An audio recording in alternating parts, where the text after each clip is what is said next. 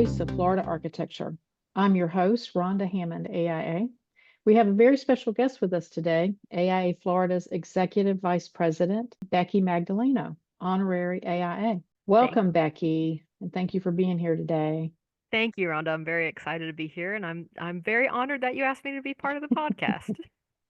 Oh, absolutely. You're the leader of the AIA Florida Association. And we have so much to delve into in your role as EVP, but I want to start with the professional journey that brought you to AIA Florida. And I'm certain most of our membership, our executive board included, are not aware of the gamut of your experience and credentials.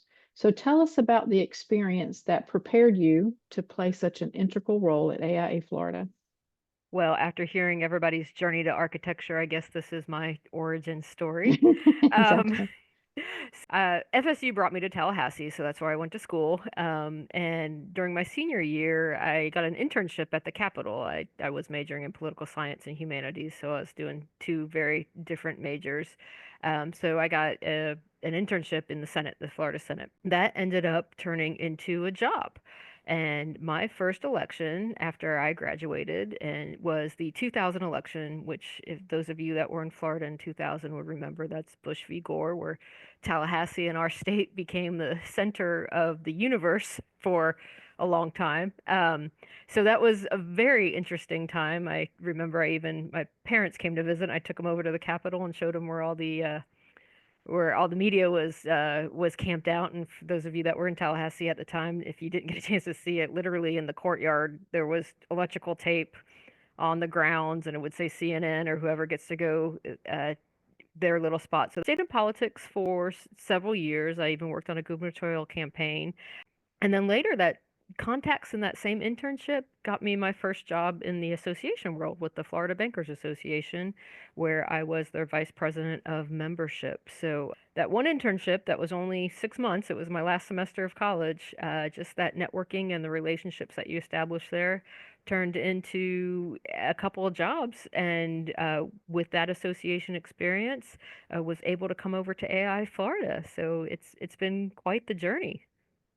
So if I'm not mistaken, you during that time was when you registered as a lobbyist, or did you do that after you came to AI Florida? No, I only registered now as a lobbyist for AIA Florida. I was on the fundraising side, so I wasn't really doing with my political experience. I was more on the fundraising side. So all the rules we have to follow with FAPAC and those other things, I already knew those inside out before coming here. So that was more of where I was. It wasn't more with policy. It was more with campaigns and the fundraising side of things. So as an EVP, you're part of a national organization known as CASE. What is CASE and how does it benefit you and the association? So CASE is a network within AIA. It's the Council of Architectural Component Executives. So it's my colleagues across the nation from the 200 plus chapters that we have, ranging from large states like Florida to smaller local components. So whoever has a staff person, they are part of CASE. It is quite a robust network, and I am very happy to have it. These people are my colleagues, but they're also my friends. They are the person I email when I'm like, hey, have you guys had this problem? I don't know what to do with it. I'm able to bounce off ideas of just not AIA things, general association issues. If there's an HR issue or something that you need someone to bounce ideas off of, it is wonderful to have that network and the years of experience that some of these people have, decades of experience working for AIA. They have the same drive. They want to move this association forward. They want to make AIA the best it can be for members. It's just great to have that network of support. You've also represented Florida at the national level. Tell us about those positions. Yes, correct. I did serve on the CASE executive committee. So CASE does have its own board or executive committee that does work with AI national staff. So I served on that for several years and ultimately served as CASE president in 2019. And as that role with CASE president, I served on the National Strategic Council 2019 and then moved to the board in 2020, the national board. That was a great experience to be able to represent Florida, to represent CASE. I was there as the CASE representative to really represent the components and component staff. But it was great to have, Florida have a voice at the table too. 2020 was quite the strange year to be on the board. Started out great. I got my itinerary of where we'd be going in 2020, and all ended up on Zoom. So, but it did show. I was also able to be on the board at a time when it was important to national and for case to support our components and to make sure our members and components got through this. If you recall when COVID first started, we nobody had any idea what was going to happen. We didn't know if there'd be a huge recession, people were going to lose their jobs. Was this going to be worse than what happened in 2008, where would all our members quit? So there was a lot to prepare for. And I was very happy to be able to be named to some national task forces that Jane Frederick was president at the time, that she had set up, because the priority was, let's help our members and our components and our association get through this tough time. And as AIA Florida, we were able to quickly pivot, turn our continuing education to be online. And this is, when not everybody was used to Zoom or GoToMeeting. Mhm. And April of 2020, we ended up having a webinar for 700 people across the nation. So thank you Wow. to staff and everybody that we were able to do that. You kept AI Florida in a great financial position. It's benefited. I appreciate all that leadership did to get us through that tough time and keep our association moving. In February of 2023 at the National Leadership Summit, I was there and witnessed the pinning for your honorary AIA designation. Tell the listeners what it was like for you. What did that mean for you? Well, that meant a lot. It was a culmination of a lot of work. You have to be a staff member for AIA for at least 10 years, and that could be through different components or at one component. But of course, my 10 years were all with AIA Florida. So as soon as I was eligible, I applied, asked a lot of people for recommendation letters. It was humbling to see all the stuff we've accomplished in that 10 years. I liken it to, I have not had the experience of applying for fellowship, but I believe this will probably be the closest I ever get. So compiling things throughout the year, getting my little electronic file of every time we did something. But it was very nice to see that all put together. And it's not work to further me, but to further AI Florida. And it was great to see that all in one place. And it was quite the honor to have you, Mickey Jacob, and others there to witness that and to be a part of it, because I wouldn't get it without what the volunteer leaders do. So Mhm. I'm just helping move your association along. Well, when I got involved with the local AIA Tallahassee component, one of the first pieces of advice I received was, if you don't know Becky, you need to get to know her. I was told that whatever I would need, or if there were any questions I might have about being in a leadership position in AIA, that you were the go-to. And I have to say, after several years now, I've not received a better piece of advice. And I'm certain that there are members from all the other 12 components that would testify to the same. Some of our listeners may not know that you served for many years prior to becoming our EVP. Tell us about your previous role and how long did you serve in that role? Well, I'm glad I could live up to what you were told. I started with AI Florida in 2011. I came on as the director of administration, which I quickly learned that that title was ambiguous by design. So that was more of all other responsibilities as necessary that everybody includes with their job description. Then I moved up to chief operating officer, and this was all under Vicki Long while she was executive vice president. And I must thank her for all the opportunities she gave me and encouraged me to serve on case and encouraged me to do more.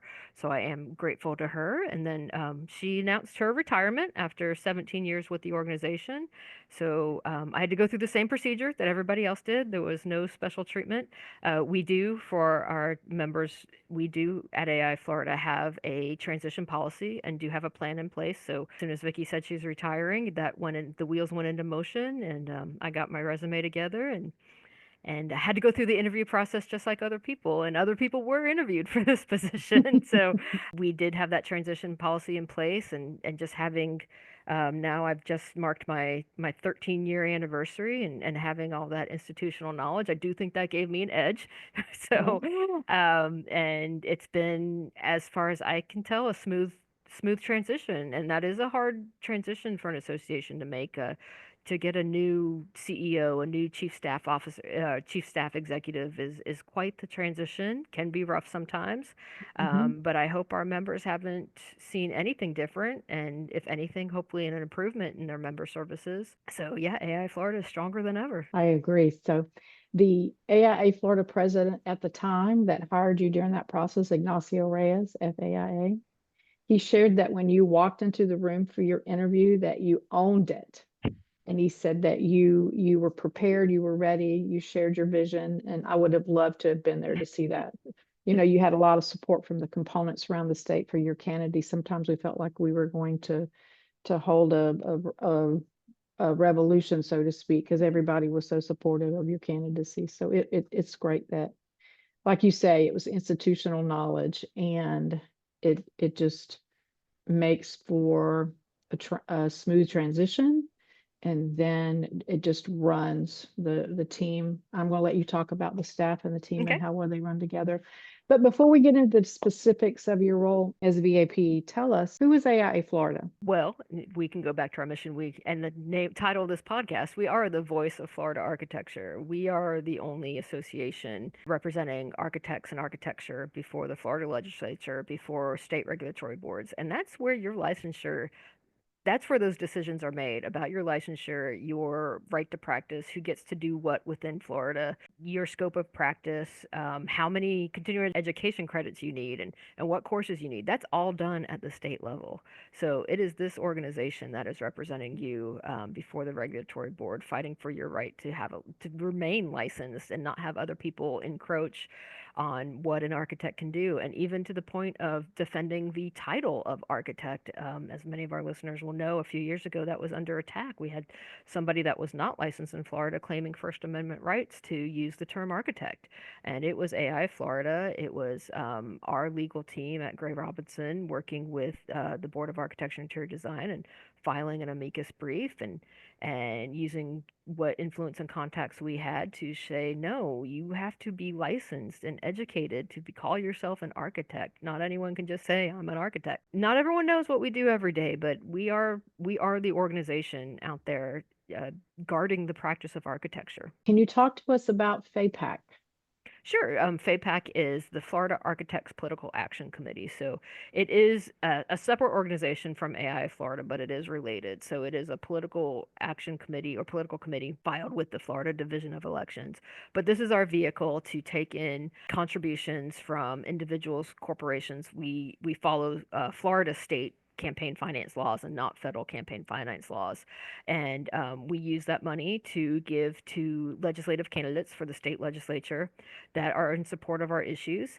There is a board, and each component does have a representative on, all 13 local components have a representative on that FAPAC board, because we do want that local intel of which candidates we should be supporting. And this helps us establish relationships with these lawmakers as they're running for office. We had I believe our 99% success rate. We only had two candidates of the all the candidates we supported this last election cycle that just ended in November, and both those went to recounts.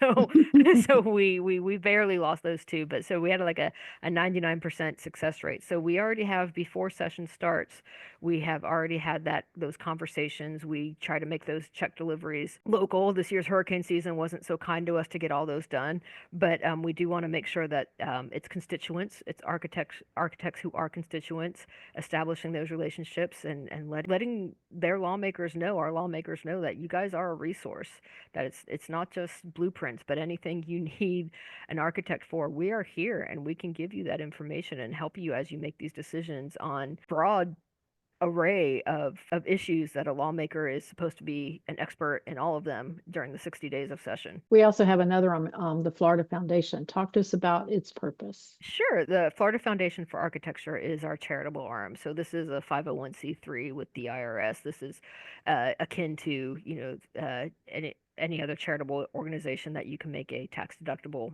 contribution to. That's how it's structured with the IRS and registered with the state of Florida to take contributions. But this is more the forward facing. This is promoting architecture outside of architects. So things like the architecture and education, building the next generation, getting into elementary schools and beyond to encourage kids to choose the path to become an architect, or even if they don't, at least educating them on what an architect does, so hopefully they're future clients. This also does the People's Choice Award. So this is our annual competition to show the public the great work that Florida architects are doing in these projects across Florida, and get the public to vote on their favorite. So it's a very fun competition, but it does help educate the public about the importance of architecture and the impact of architecture on their local communities. It is a fun, and it usually is themed close to what our convention theme is, so it makes it even more fun every year. And I do have to add, the one thing that we have done with the foundation in the past year is we have revamped and reestablished our scholarship to help architecture students afford to complete school. I think it's been dormant for about 20 years or so, but we brought it back last year, and we had more applications than anticipated, but we were able to award several scholarships. They even many of the recipients came to our design awards at convention this past summer in Palm Beach, and it was great to see the next generation of architects and future AI Florida members. So talk about how the governing body is organized. We do have a board of directors. We have 24 members, and that includes each local component having a state director. So there is a direct liaison between local components and state. The officers, which are the vice president, president-elect, and we do have 4 vice presidents that each get assigned to a committee. We have 2 associate directors.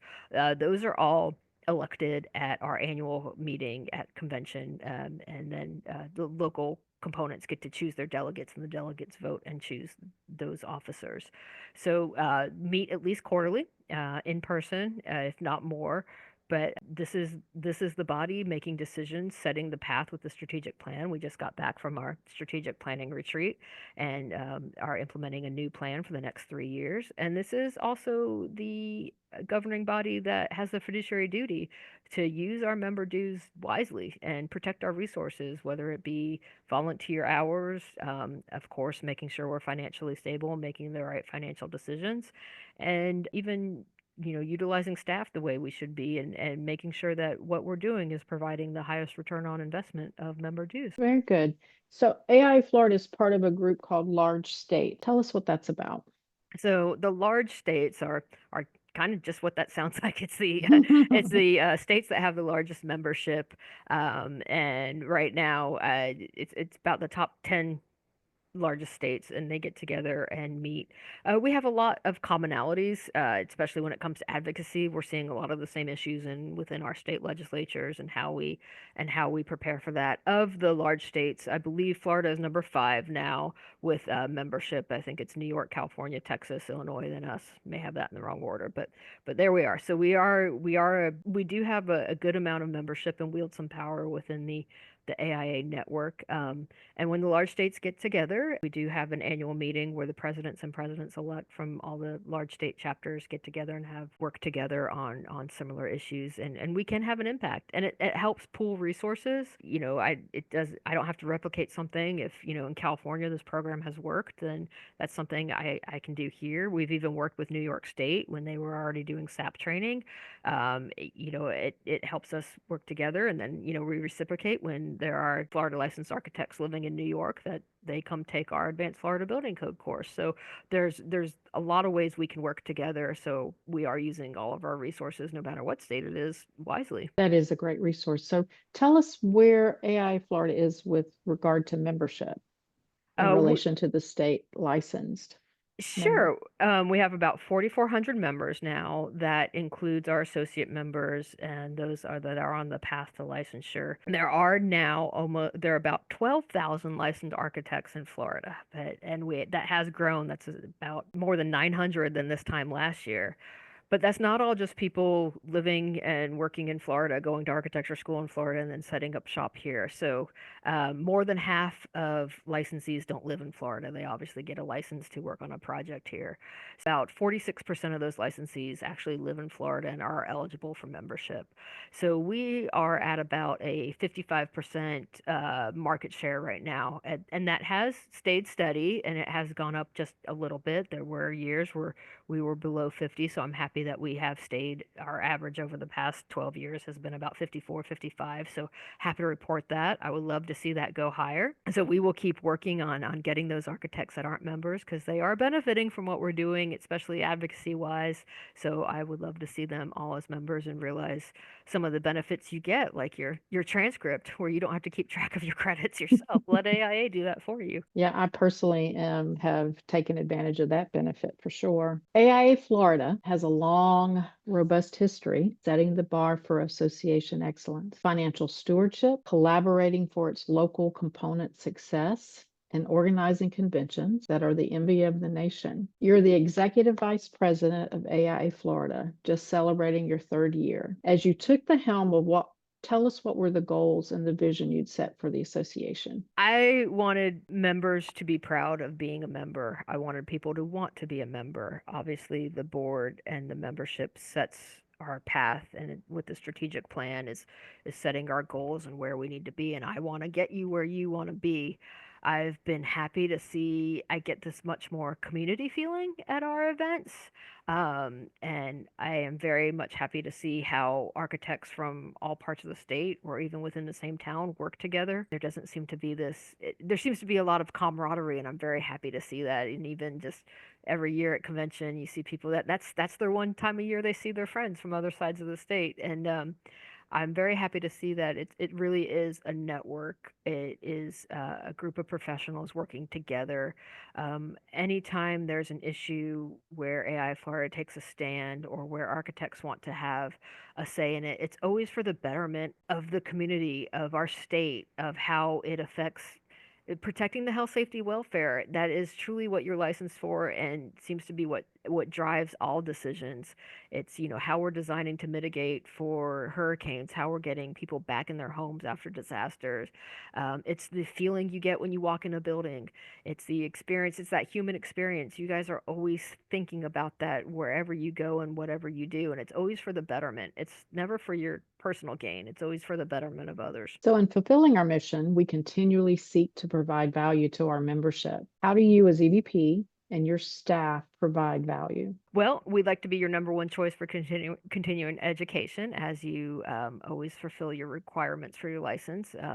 And we want to provide you continuing education that you want, the speakers and the skills and those those tangible things you can take back to the office as soon as you leave convention or disconnect from our webinar. You've already learned something that you could put into practice. We want to be that. Obviously, with advocacy, we want to protect your right to practice architecture and make sure that you can have a successful and profitable business within Florida and continue to practice what you were educated and trained to do and what you're licensed to do, and somebody else isn't encroaching on what your profession is. Tell us about your staff. We have 7 people, including me. We are almost all based in Tallahassee, but over this past year, we have taken on Chrissy San Marvel, who many of you have seen at our conventions for years past. She's officially full time, celebrating her just about her 1 year anniversary of being full time. And we're happy to have her as our director of communications, and she's based in Boca Raton, so she also helps our local chapter there, AI Palm Beach. Wendy Johnson's our director of professional development, and she does all of our continuing education and our events, our meetings, and convention is her baby. And Jacob Leadership Institute, so we're helping to provide leadership skills to no matter where you are in your career, leadership skills that you can apply to make yourself successful. Crystal Wallace is our membership and marketing, so she does our trade show and all our sponsors, works with our vendors, works with our associates. We do have a network of associate directors that she helps to see, and she's also our liaison to our foundation.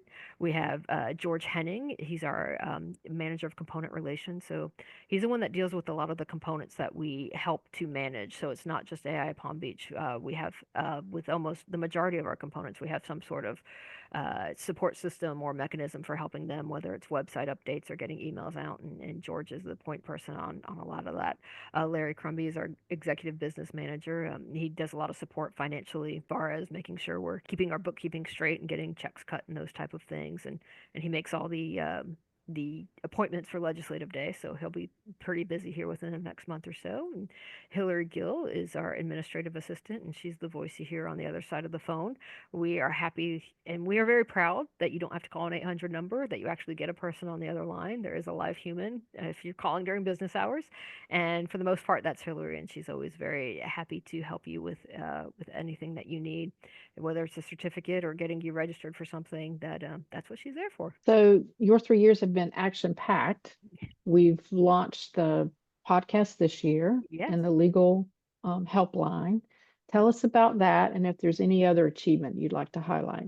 Well, I am very proud that this podcast launched. This has been your vision, and the communications committee had this idea, and I'm glad to see it to fruition and actually published on podcast platforms, and hopefully we will grow our listeners. So this has come full circle to be a guest on the podcast.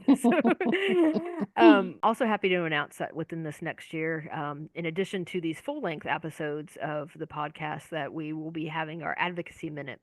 As we move into session, this will be a quick way to keep members abreast of the very important issues that are before the Florida legislature, and whether or not we need members to answer any calls to action, or how changes within statutes and bills filed may affect you personally and professionally. So we look forward to having that in a simple way that you can listen on your car ride home to stay up to date with the Florida legislature. We did this summer launch our legal helpline, that you can get in touch and get direct help from AI Florida's general counsel at Gray Robinson.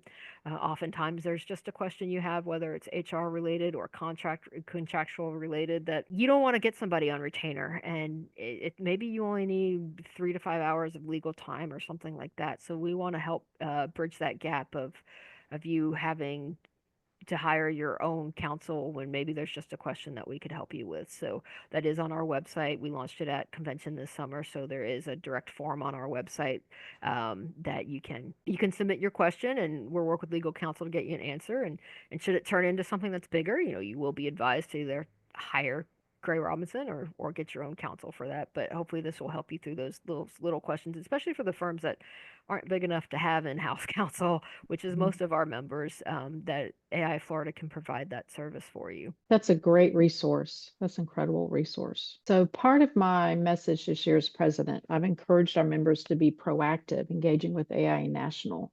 Explain the importance of our members participating at the national level.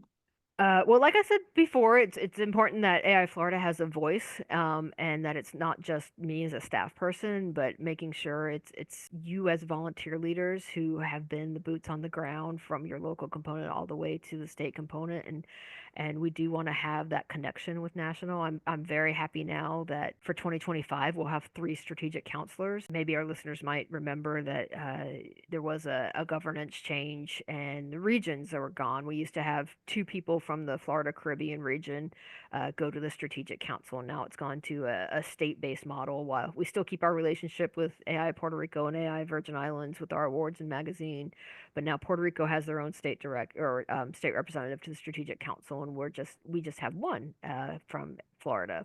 But there are still opportunities for at-large counselors, and we have had 2 members take advantage of that and get voted in. So other states don't have that many people, and it's very important to have that. So thank you to Gloria Cloder and Ignacio Reyes, who have put themselves out as at-large counselors, and Stephen Panzerino, who will be just getting onto the strategic council. And I must extend thanks to Jeff Huber, who's concluding his term, who has been a wonderful resource, and he's doing it the other direction, coming back down to AI Florida board. So, but we are happy to have his knowledge, and then we have people serving on committees. Neda Otero is on the contract docs committee, which is a 10-year term. So thank you for making that commitment and giving her knowledge. We have people on knowledge communities and ARCAPAC and all over the place, and it's great to have those people serving throughout the Institute. So we know what's going on and we can collaborate, and we're all working together to further the organization. So, Becky, what do you think is AIA Florida's strength?